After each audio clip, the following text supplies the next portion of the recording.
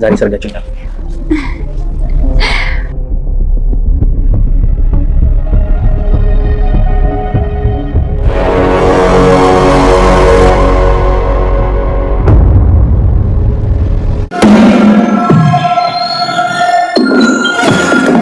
ሰላም ዳን አሎ ደህና ነኝ። ምን የተቻኩልክ ትመስላለህ? አይ እንዲህ ነው፣ ወደ ቤት እየሄድኩኝ ነበር እኮ ነው። እንሄዳለና። እሺ ምንድነው ግን በሰላም ነው? በጣም ቸኩለሃል። አዎ በሰላም ነው። እህትን ይቅርታ ለመጠየቅ ተዘጋጅተሃል? በሚገባ። በቃ እንደዛ ከሆነ እንሂድ። እሺ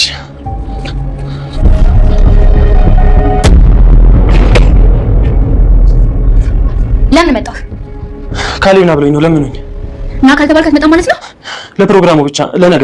ካንተም ብዙ ተቀብላለህ እንዴ? እንዳንቺ ናቀኝ ሰው ማንም የለም። ተወዳት አቀር አውቃለሁ። ስለምኮራ አሁንም ቢሆን ይወዱኛል። እንዳንቺ ግን ቦታ ሰጥቼው የናቀኝ ሰው ማንም የለም። ከዚህ ጋር ነበርክ? አይተሽኛል? ካሌብ ነግሮኛል። ይኸውልሽ ካሌብ ያሻል። ምን ማለት ነው? ወንድም ነው የመጣሁት። እሺ አሁን ይሄን ሰው እያግዘኝ።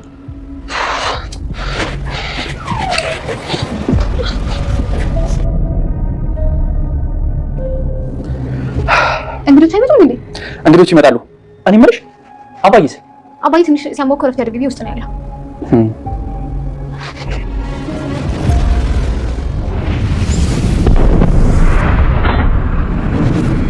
ቲና የውዴት ካባዋን ተከናነበች። እበላለሁ ብላ ተበላች።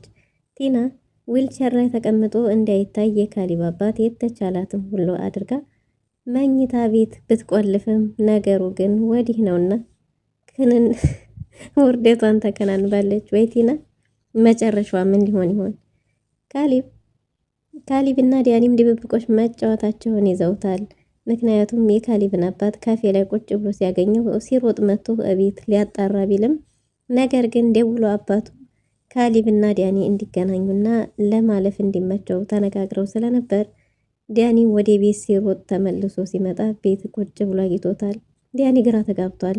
እውነት እያበድኩኝ ነው ወይስ ደግሞ የእውነቴን እያየሁት ነው የሚል ውስብስብ ያለ ሀሳብ ውስጥ ያለ ይመስላል። ከዚህ በፊትም በተደጋጋሚ እሱ ቢያየውም ቲና ባለማየቷ እየቃዥህ ነው ትለው ስለነበር አሁን ደግሞ ካፌ ላይ አይቶት የነበረ አንድ ሽማግሌ ቀድሞት ቤት ሲያገኘው ብቻ ያልተፈቱ ጥያቄዎች በጣም ብዙዎች አሉት።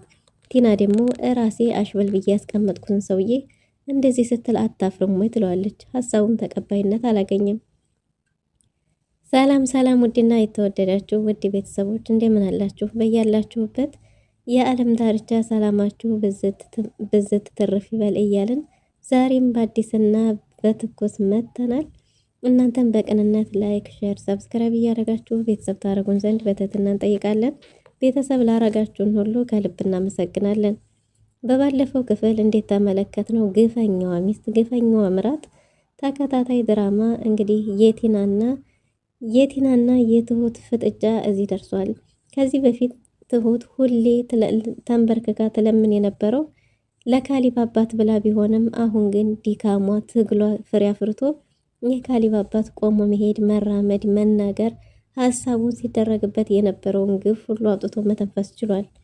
ይህንንም ሲሰማ መቋቋም ያቃተው ካሌብ አይ ስራዬን እንዳታበላሽ፣ እስከዛሬ ከበደልከኝ በላይ ያሁኑ በደል ነው የሚከፋው፣ ስለዚህ ዝም ብላችሁ ተመልከቱኝ ብሎ ነበር።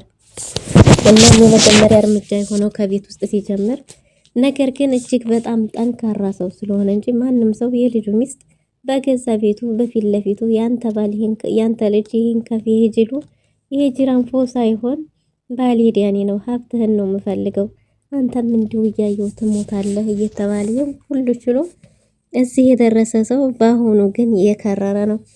በአሁኑ ዙሩ እጅግ በጣም ከሯል። ካሌብ ሁኔታውን ለማጣራት በራሱ መንገድ ስለፈለገ ቲናን ለመፈተን ዲያኒ ከቆንጆ ሴት ጋር ካፌ ውስጥ አየሁት ብሏት ነበር። በዛውም አድረው ይሆናል አይቼዋለሁኝ እያለ ስለ ልጅቷ ቆንጅና ስለነበራቸው ፍቅር አንድ ላይ ሆነው ስላላት ቲና ቅናቷን መቋቋም አቅቷታል። ቲና በፊት ለፊት እያስታወቀባት ቢሆንም አያረገውም ብትወልድበትስ ብታረግዝስ ደግሞ አሁንም መቼ አቅማለሁ በገዛ ገንዘቤማ እንደዚህ አያረገውም ትላለች። ካፏ እያመለጣት ምን አልሽኝ ሲላትም አይ ማለቴ እኛ ጋር ጥገኛ ሆኖ ብዬ ነው፣ ብትወልድበት እንዴት ይሆናል እንዴት ያሳድጋል ብዬ ነው፣ ያጠነክረዋል ያበረተዋል እንዴ መውለድማ ጥሩ ነው እያለ ካሊብም የበለጠ ቲናን ላጣርጓታል። ቲናም ይህን ሁሉ መቋቋም ቢያቀታት ዲያኒን ስታገኘው ጥንብርኩሱን አውጥታ ተሳድባም በዛ ላይ እንዴት ታረጋለህ? እንዲህማ በጭራሽ ሊደረግ አይችልም። በገዛ ገንዘቤ እብድ ሆናለች፣ አራስ ነብር ሆናለች። እናም ካሊብ መልሶ ለማስታረቅ ሽማግሌ ለመሆን ከሁለቱም ጎን ገብቶ እያወራ ይገኛል። የካሊብ አባትም ነገሩ በጥንቃቄ እንዲከናወን የተቻለውን ሁሉ እያደረገ ነው። አሁን ላይ ግን እንደ ልቡ እየተራመደ የፈለገበት ቦታ ደርሶ እየመጣ በተደጋጋሚ መንገድ ላይ ቢያገኘውም ግን ዞሮ ደግሞ ቀድሞት ቤት ስለሚመጣ መንፈስ ነው አይኔ ነው ወይስ ይሄዝ ቁጭ ያለ ሽማግሌ ነው እያሉ ለመፈተንም በጣም ብዙ ነገር አደረጉ። ያንተ ልጅ ጋር ያለው ጋብቻ ዛሬ ፕሮግራም ከተጠናቀቀ ከሳምንት በኋላ ፍች ጠይቃለሁ፣ ሀብትና ንብረትንም ሙልጭ አርጌ ወስዳለሁ እያለች ነው እርግጠኛ ሆነ። አይቲና ትሁትም ባትቸኩይ መልካም ነው፣ ምናልባትም ደግሞ በሰፈሩት ልክ ይሰፈራልና ብትረጋጊ ጦር ነው ብትላትም አንቺን እገልሻለሁ፣ ከዚህ ቤት የእንጀራ ገመድ ይሻልቃል፣ ሚስት ተብዬ እጠራለሁ፣ ስትንቂኝ የነበርኩቷ ማዘዝ ጀምራለሁ እያለች ትሁት በጣም ከብዙ ነገር ነው ያመለጠችው። አንዴ ከመርዙ አንዴ ከቢላው አረምኑ ቅጡ። እናም እንግዲህ ትሁት በጭራሽ ይሄንንማ ሳታይ አትሄጂም፣ ያንቺ ውለታም ቀላል አይደለም ብሏል የካሊብ አባት። ምናልባትም ትሁትና ካሊብን ያጣምራችሁ ይሆን? ወቸው ጉድ! የቲና መጨረሻና የዳኒ መጨረሻን ይናፈቀኝ። በእርግጥም ዳኒ ገንዘብ ነው እንጂ የሚፈልገው ማንም ሰው እንዲጎዳ አይፈልግም ነበር። ነገር ግን ቲና ደግሞ የመግደል አባዜ አለባት መሰለኝ። እናም በጭራሽ ፕሮግራሙ ላይ አባትህ እንዳይገኝ እያለች አፋውጥታ ለመናገር ሁሉ ችላለች ለካሊብ። ካሊብም ፊት ለፊት ይሄን በማለትሽ በጣም አዝናለሁ። እኔ ደግሞ አባቴ የምኮራበት ኩራቴ እንጂ የማፍርበት አይደለም። እሱ ጋር ተጠግቼ እየኖርኩ በሱ ሀብት እየኖርኩ በጭራሽ አባቴን እንደዛ ማድረግ አልችልም። ይሄን ቀን እኮ ሲፈልገውና ሲመኝ የነበረ ጊዜ ነው። በደስታዬ ጊዜማ አባቴ ፊት ለፊት መቀመጥ አለበት ብላለች ብሏታል። እሷም ሞቼ ካልሆነ በስተቀር በጭራሽ ይሄ ብስብስ ሽማግሌማ ፊት ለፊቴ ተቀምጦ መዋረድ አልፈልግም፣ በሰዎች ፊት ማነስ አልፈልግም ብላለች። አይ በሰው ፊት የእሷን ትክክለኛውን ማነሷን አላወቀችው ወይ ቲና። የቲና እንኳን ክፋቱም በክፋቷ ልክ የተሰፈረላት ምላሹም እኩል እጥፍ ድርብ ነው የሆነው። እናም እንግዲህ ቲና ፏፍንትሽ ብላ ማች ለብሰው ነጭ በነጭ ሽክ ብለው ፕሮግራማቸውን ለማክበር ተዘጋጅተው ቲና ጋር ወደ ትሁት ጋር ኩችን ገብታ ጉድ ብላ በየአይነቱ ተደርድሮ አረ ምን ቅጡ ወይኑ ቀርቦ ምን የጎደለ ነገር አለ? እንግዶቹ ሴት አሉ ብሏል ካሊብ። እንግዶቹ አልመጡም እንዴ? አይ ገና የመጣ ሰው የለም። አባይስ ደከመውና እረፍት ሊያደርግ መኝታ ቤት ነው ብላለች። ነገር ግን እኮ ተሸክመው እንዳይታይባቸው ወስደን ጣልን ያሉት ሽማግሌው ፏፍንትሽ እያለ ከረባቱ ሱፉ ጠገም እየለበሰ እየዘነጠ መሆኑን ብታቅ ኖሮ ቲና ምን ታረግ ነበር? ወይ ጉዳ! እናም እንግዲህ ልገላገልህ ነው፣ ምንም ተስፋ የለህም፣ በቅርቡ ደግሞ ትሞታለህ፣ ልጅ የሚያብዳል፣ ሀብት ንብረቱን ያጣል እያለች የራሷን ፕላን እየቀዷን እያወራች እንደምንም ዳኒ ተደጋግፎ ተሸክሙ አልጋው ላይ ጥለውት አያጋድም አይንቀሳቀስም የተባለው ሰው የተጣለው ሰው እንግዲህ መለባበስ ጀምሯል። ትሁት ሳቅሳቅ ብሏታል። ትሁት የሚፈጠረውን ነገር ለማየት የጓጓች ትመስላለች። ምክንያቱም ፊቷ ደስተኛ እንደሆነ በጣም ያስታውቃል። ካሊብም ብሉ ጠጡ ቸርስ እያለ ፏፍንትሽ ማለት ጀምረዋል። አይ ጉድ! ቲናም እንደ ሙሽርነቷ እንደመሆኗ መጠን ፏ ብላ ተውባ በባህል ልብስ ደምቃ ከባሏ ጎን ቁጭ። አቤት ባል፣ አቤት ሚስት፣ ትክክለኛ ሚስት ማለቴ አፍቃሪዋ ሚስት እኮ ነው የምትመስለው። እናም ዘንጣ ቁጭ ብላ ቸርስ እየተባባሉ እሷም እቅድ የሰመረ የመጨረሻው ነው ብላ ነበር። ከዲያኒ ጋር ራሱ ሲታረቁ ባለቀ ጊዜ ተብሎ ፕሮግራሙ እስከሚያልፍ ድረስ ካሊብ ካለምኖኝ ነው ብሏት ነበር። ግን የመቋጫው ጊዜ ስለደረሰ ዲያኒ ራሱ እኮ ሌላ ፍቅረኛ አለው። እውነትም ለፍቅረኛነቱ ቲና ለሱ ኢቲኤሙ የቢዝነስ ካርዱ ናት።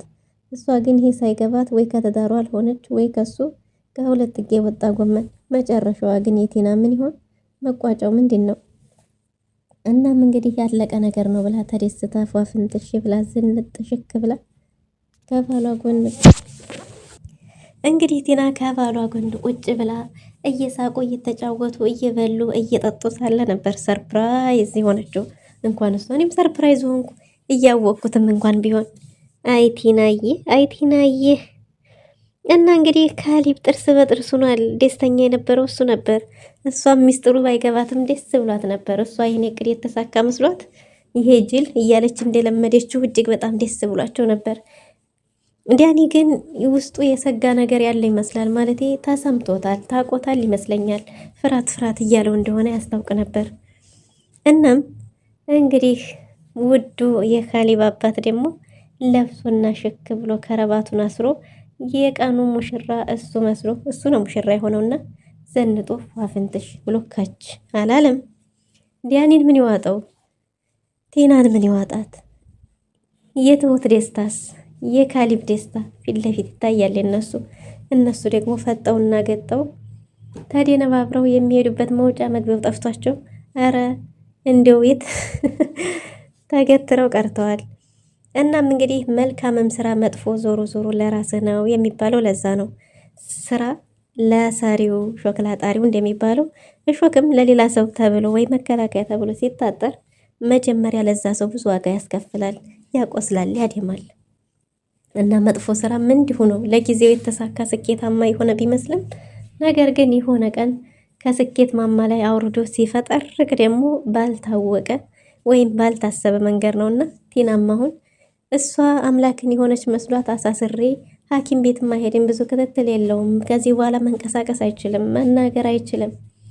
ስለመናገር ስለማይችል ነው እንግዲህ አባቱ ፊት ያን ሁሉ ድራማ ስትሰራበት አባትም ይሄን ሁሉ የማስታወስ ችሎታው አልተዛባ ሁሉ ነገር ሙሉ ሆኖ አንድ በአንድ ይከናወኑ የነበሩ ድርጊቶችን እንደ መጽሐፍ መዝግቦ እንግዲህ ለበቀል ተነስቶላታል።